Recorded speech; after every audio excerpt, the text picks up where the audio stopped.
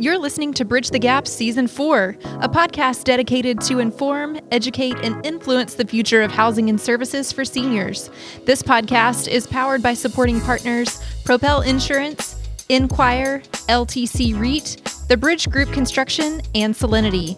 Learn more at btgvoice.com. Welcome to Bridge the Gap podcast, the senior living podcast with Josh and Lucas. We have one of our good friends on the show today. We want to welcome Erin Hayes of Enquire Solutions. Welcome to the program. Thank you. I should actually say welcome back to the program because you've already joined us once before. I have. So fun. Well, we're ready to have some more fun around metrics. And some people might think like, how are metrics fun? But actually, there's a lot of people in the industry that are so hungry for more metrics. They want more metrics. They want to be able to get the right kind of data around solutions that they're trying to provide and goals that they've set. And the only way you can do that is by being able to track, being able to measure and get those metrics, right? And you guys are great at this. You are the CRM for the senior living industry. Almost everybody knows that. But very interesting today, we're going to go over some trends, some things that you guys have been tracking. We have a lot of questions around this. So why don't you open up by just kind of giving us some framework about this discussion? Yeah, so the benchmark report has been coming out since 2012.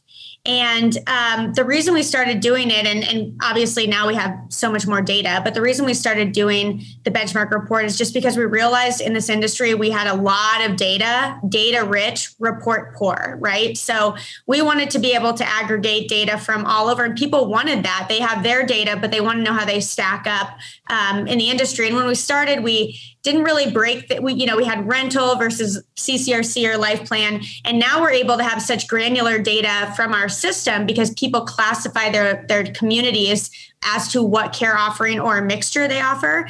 And so in the new benchmark report, which will come out on Monday, and you can download, is comparing 2019 to 2020. So typically we just do the year, the last year, all the data we have. But because 2020, as we all know, was a little bit different, I'll talk about that. This year we compared it because to set 2021 goals, we kind of have to go back and look at 2019 when we were rocking and rolling. And also in 2020, you'll see the trend for January and February, when you download the report, was great. We had the best January ever, all levels of care. So very promising for 2021. And I looked at recent data. January for 2021 is looking really good for everyone. So, Erin, help our listeners who have not downloaded this report ever or seen your benchmark report yet.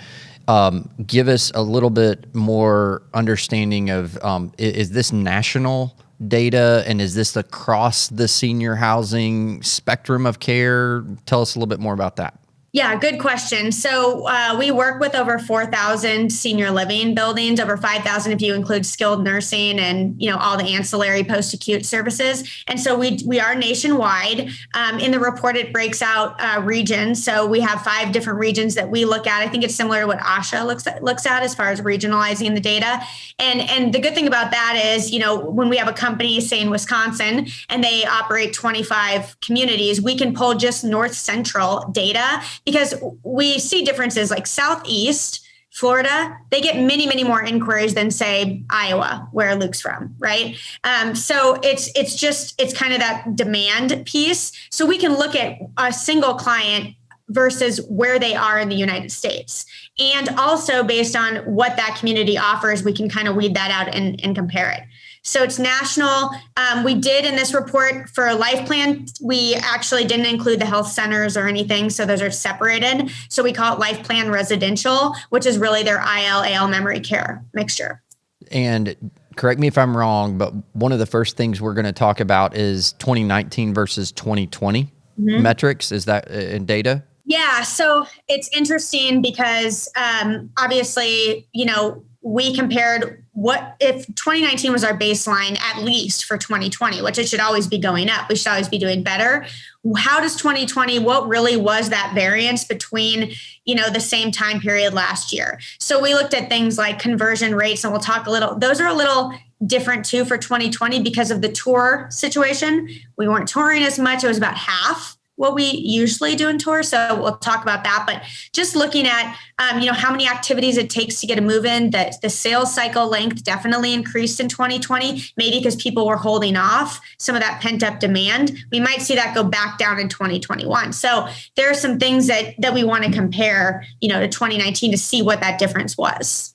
Okay, so hit the ground running. What do we need to talk about first? Okay, so first of all, average monthly inquiries, okay?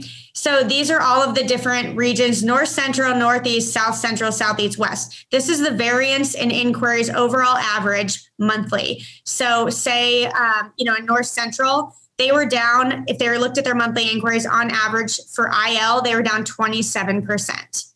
But some fared better. The West, they were only down, that's, it's just 9%, 13%. We're kind of okay with that. I mean, it wasn't a huge, you would think it would be worse, like 50%, but it really wasn't. So putting this in perspective and this is IL and AL. And this really also tells us, and it kind of explains conversion rates, right? So I'm going to flip this over. Here's our average conversion rates. Oops. Okay. There we go. So appointment is inquiry to tour. That went down, but that's to be expected because we didn't have as many tours. When you look at the benchmark report, you're going to see the V in April. So for every level of care, every metric, we have inquiries, tours, move-ins. It V's down very low in April, and then it crawls back up to August, and then we kind of sat at like an okay variance to 2019 after August. So you could kind of see that pent-up demand. The close ratio is tour to move-in.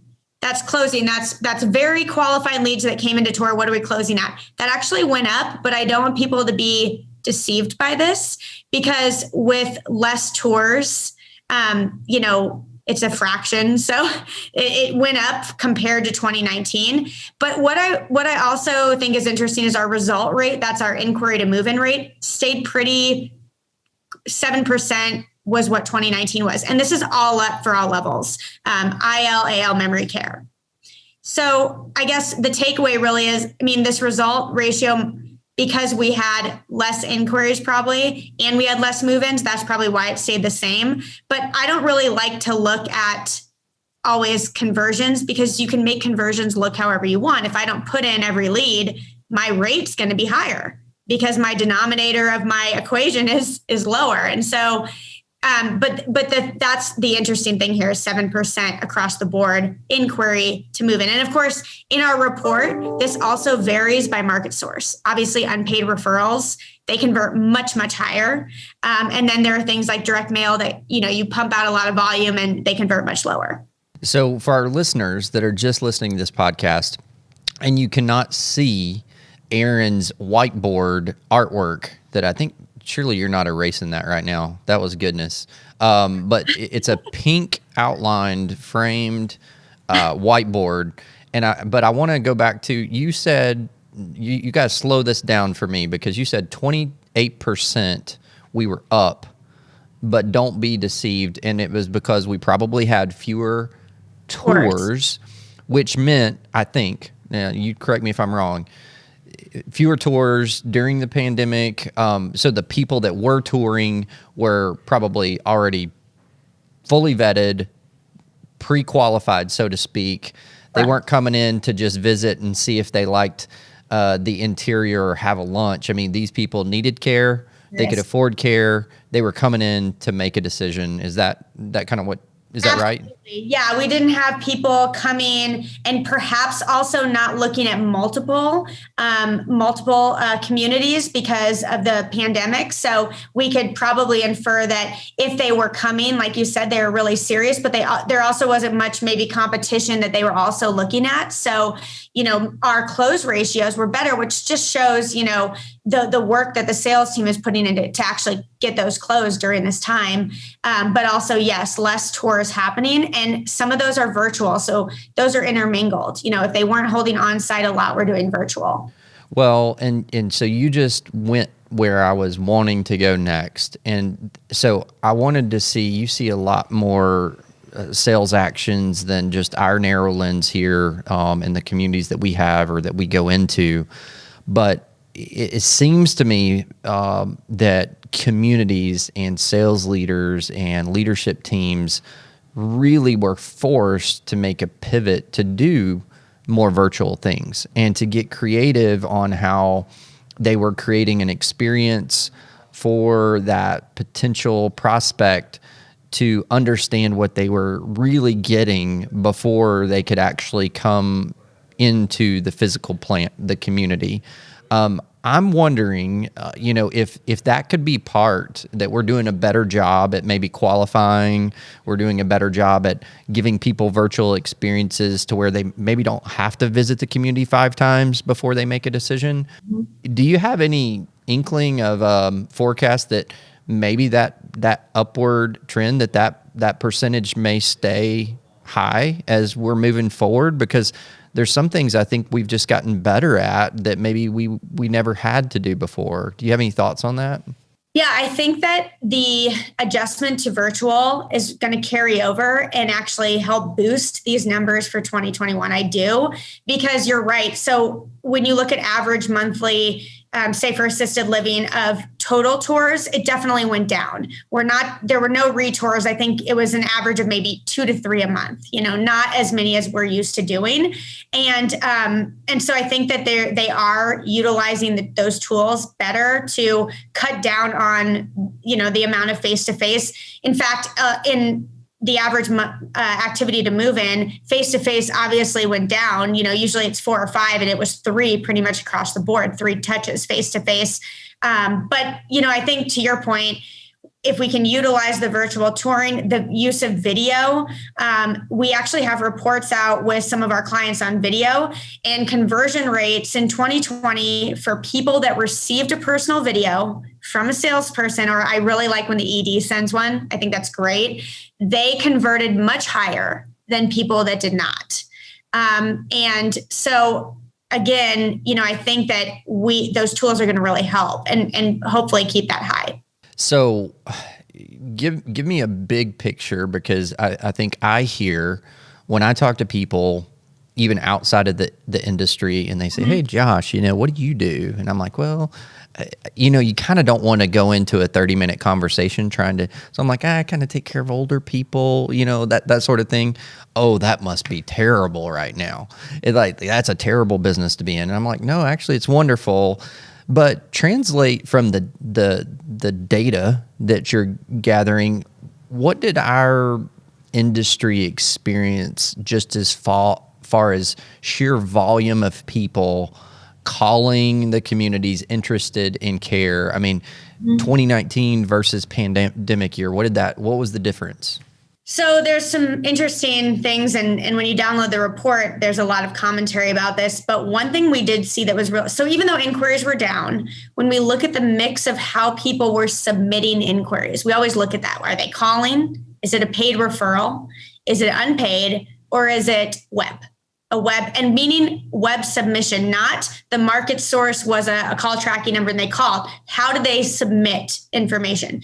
We saw a huge, for every care level, maybe except there's memory care was pretty even to last year, but we saw about 20% or more increase in web form submissions. So with all these negatives going on, we saw, decreases, talk about decrease. Web forms went up. This, I think, is also a testament to how we've adapted. The digital, focusing on digital, people are at home, they're researching. We focus on pay-per-click. We focused on getting content out. I got a lot of great emails through marketing automation from our clients. I think they're fantastic, like guides for nutrition at home while you're at home, things like that, things that people can use and download. We did see a big jump in web activity. So people are online researching, trying to figure out what they're going to do. And we saw the sales cycle longer, but they're waiting a little bit longer probably to inquire. And perhaps we'll see that happen in 2021. So lots of web activity, which is interesting. And calling went down. Okay. So Lucas hates when I do this. Not your Lucas, my Lucas. He hates when I do this because I'm going to chase a rabbit just a minute. Because we're talking about virtual, we're talking about how that's changing the world of marketing and sales and all that. In your crystal ball, Do you ever see a day for senior living when we turn to the consumer decision-making process is almost as fluid as making an online purchase at like renting a movie through Netflix or buying a large, important piece of equipment or something through an Amazon, to where literally you have a virtual shopping, a virtual educational experience on where our providers are so gifted and everything is so transparent, and there's pricing is there and there's ratings and reviews. Do you ever see us getting to that point, or is that, hey, we're dealing with humans here, not automobiles, this is never going to happen? Like, what's your crystal ball say about that? I mean, I think it will, and that's a great question. I think it'll mimic, to buying a home. I kind of see it going that, and it's been a while since I bought a home, but there's so many tools. You can go on Redfin, you can go and look, it used to be you had to call your real estate broker. They had to go to the MLS, which, then they'd have to print out all the pages for you, right? And then they'd have to somehow, I don't even know, they'd email it or they drop it off, right? Or fax it, like what, so we've come a long way in buying a home, because we can literally go and Luke has a real estate license, so we did our own, we did a whole deal ourselves. And so I think that, yes, we're going to see a shift, and I think we're already seeing it with the web activity. 50% of the source for our inquiries for LifePlan come from web. They're online looking. So I think they're going to do a lot of research, and I think the companies that put a lot more content out are going to fare better. But I do think then when you get down to having to go see the house, I think we're still gonna need that, because we're not just renting it like rentals, Airbnb, VRBO. We don't even see it. We just go, this looks good. We're going to trust the reviews. We're going to just book it. I think for a long-term purchase, we'll still see that. But I do think that the people that are putting more information, video, worksheets, things that are more transparent, they're going to do better. Well, Josh, I'm going to chase this rabbit hole with you, my friend, because it made me think of something else. This whole conversation around middle market and affordability, or another term is attainable housing. I think in order to crack that egg, so to speak, there's a big rush for this right now. People are trying to figure out, how do I approach that kind of like $2,500 a month, $3,000 a month, maybe even less than that, person to come in and live here. And I think it's technology that's going to be able to scale that. And maybe these are parts and pieces that eventually help somebody come and disrupt this thing, is where they streamline the whole deal with technology, and people are coming in and renting, a $2,000 a month, $2,500 a month place to live. Thoughts? Yeah. I actually have so many ideas right now, but I need to focus on what I do. But I think there's some technology that definitely, I think it'll come out, and it'll be, right now it's really, hey, we go online, we search. There's not really, there are paid referrals that aggregate stuff, but there's not anything really like Redfin, where actually providers are just listing things. I think that it could be interesting with technology, and as it's the adult child too. It's going to be the millennials that are now going to be looking, and they're going to want things like click to book an appointment. They're going to want you to respond back to their web form way quicker than we're used to. Like, there are different expectations that we need to be prepared for. It's coming. I think you're dead on. And I just love that I got Lucas to chase a rabbit for once with me. He went down the rabbit hole just like that. And success, my day is made. So Erin, talk to us. Is there any more metrics that you feel like out of this report? Obviously, we can't download it all for our listeners right now on this show, but any other key metrics that we need to be talking about that need to be on the radar? Yeah. So the one that everyone always asks me about, and clients will call me and they'll say, hey, can you talk to my sales team about how many touches it takes to get a move in? Because they don't believe me and they need to hear it from someone else. And so we publish this. So I'll tell you what they are. And it won't be really shocking. This is how many activities per move in. So IL, AL, memory care, life plan, 22. This did not go up more. I thought when I would pull these that it would take a lot more touches. And these are all people that moved in 2020. Okay. We looked at how many activities they had in CRM, which could be, some are automated, some are not. So these are just total. This is average. So some people might have had 50, right? Some people have 2. But this has not changed. I mean, I think for AL last year was 21. Life plan, always more. Harder, longer sales cycle. But this is just interesting because you can automate some of these. So, with marketing automation, you can actually send out, say in CRM, they pick an objection of guilt or, safety and security for memory care. That can actually trigger marketing automation that's now personalized to the person. And you're actually making that sales cycle shorter because you're giving them content in between your salesperson having to make these calls. They're also more likely to answer the phone, we found. But it does take this long to get. So it's the, he, she who follows up wins the deal. But these are important metrics to know because the other one we're trying to pull, actually, someone texted me yesterday. They said, I want to know how many, in the first 7 days of an inquiry, if you do 1 to 2 touches versus 3 to 5, what is the conversion for that person? Does it go up? Does it stay the same? How many touches should we be doing? So those are the types of things that people text me, call me, ask me about. And I think it's really interesting. The other one that I got asked about is home visits. And this will be shocking to you. So home visits, right? Oh, a lot of people are calling it porch visits because, with 2020. But really, if you look at this, average conversion from inquiry to move-in for yes, no home visit, this is shocking. While you're writing, I'm going to tell our listeners, this is an episode you've got to go actually watch on YouTube because I feel like I'm in a huddle. I'm like, she's marking on this board. We're in a huddle. We're about to break and go conquer the world because she's drawing up a play here. So this is amazing. Okay, then I'll explain for people that aren't on YouTube, but this is inquiry to move in for everyone who moved in 2020, home visit. Did they have a home visit or not? 34% of those people moved in that had a home visit. That's crazy. 8% is the no. So again, a COO asked me this actually, and I said, that's really interesting. I can pull that data. So this isn't in the benchmark report, but I think we'll come out with a blog on some other random metrics, like how many calls on average a week yield a better, conversion.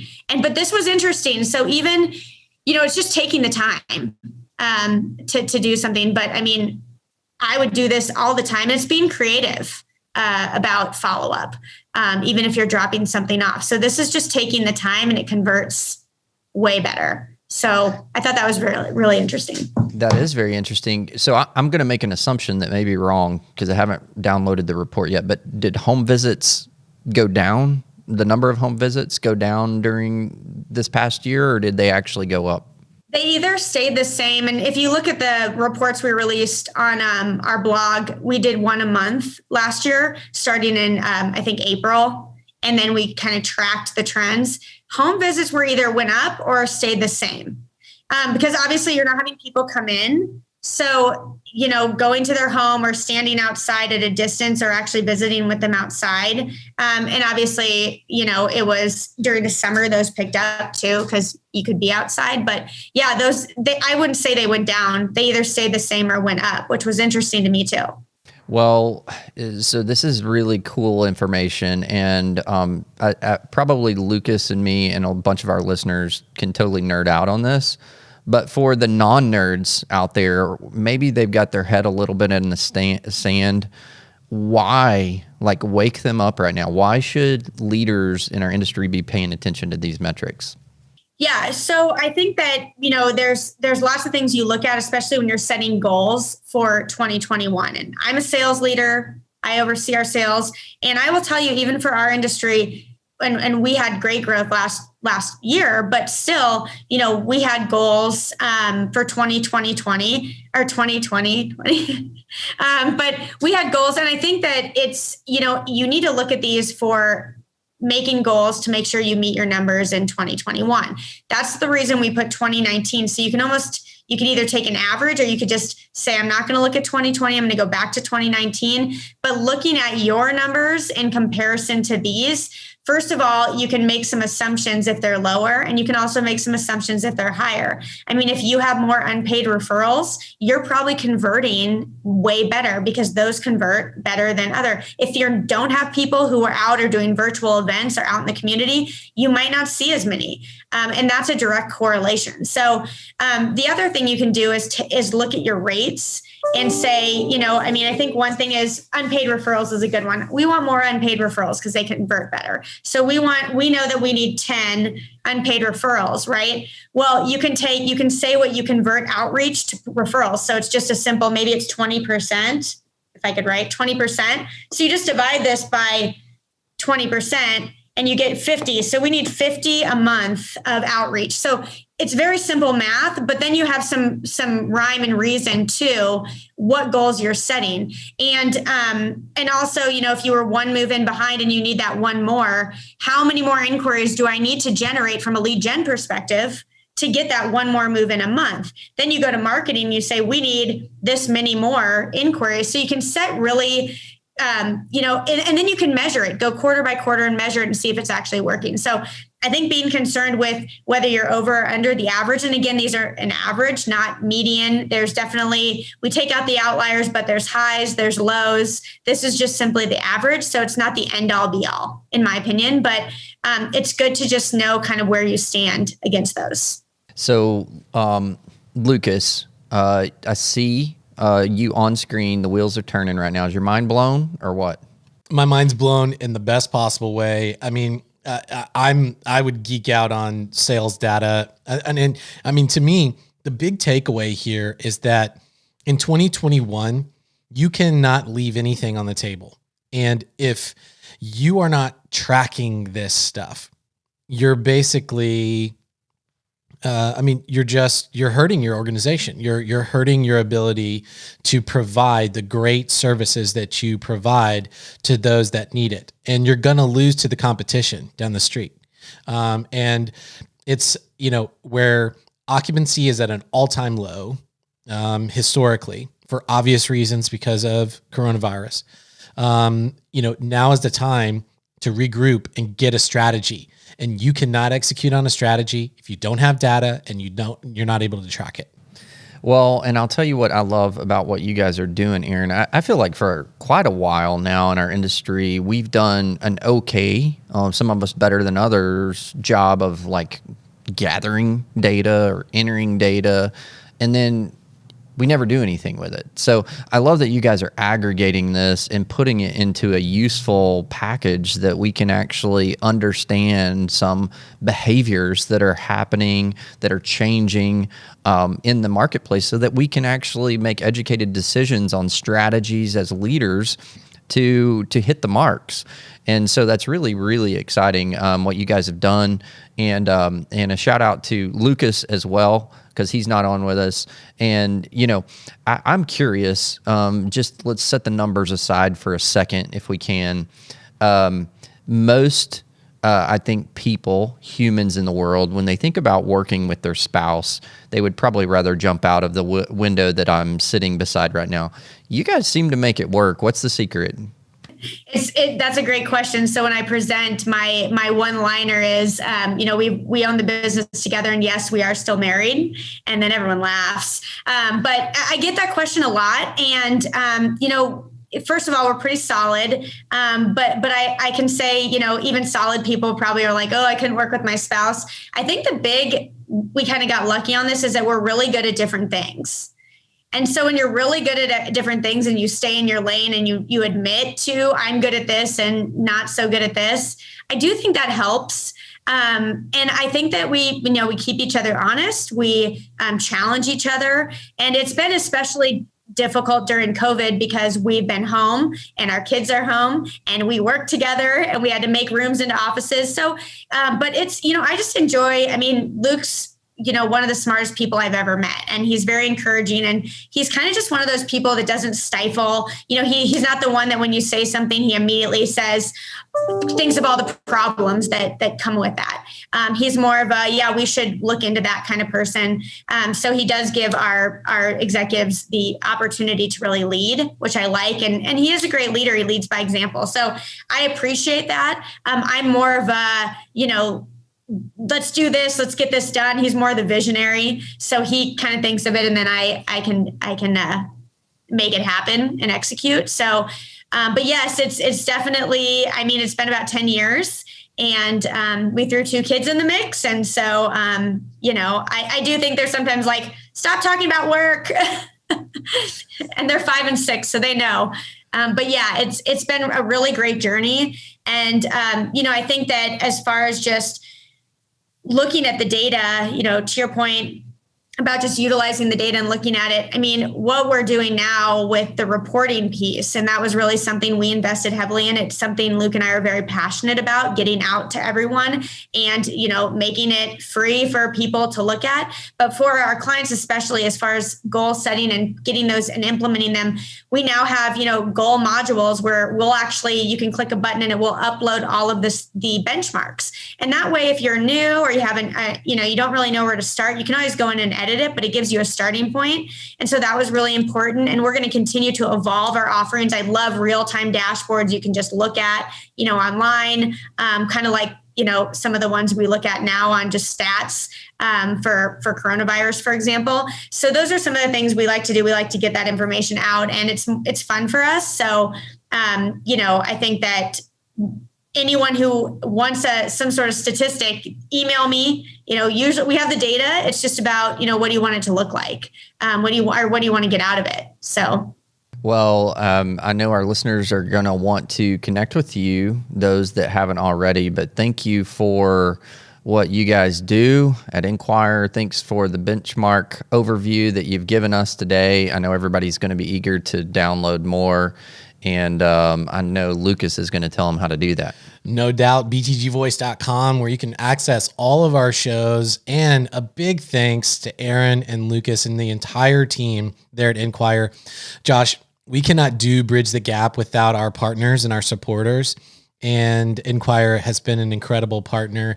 And it's just a great relationship because what you guys are providing is so needed. And so we encourage all of our listeners to check you out. Go to our partner page at btgvoice.com. You can also access all of our social links. We'll make sure that we put all of Erin's information in the show notes, and you can get all the information there. With that being said, thanks for everybody for listening to another great episode of Bridge the Gap. Thanks for listening to Bridge the Gap podcast with hosts Josh Crisp and Lucas McCurdy. If you were informed, educated, or influenced by this episode, we want to know. Leave a comment on social media or contact us in the show notes. Powered by supporting partners, Propel Insurance, Enquire, LTC REIT, The Bridge Group Construction, and Solinity. Learn more at btgvoice.com.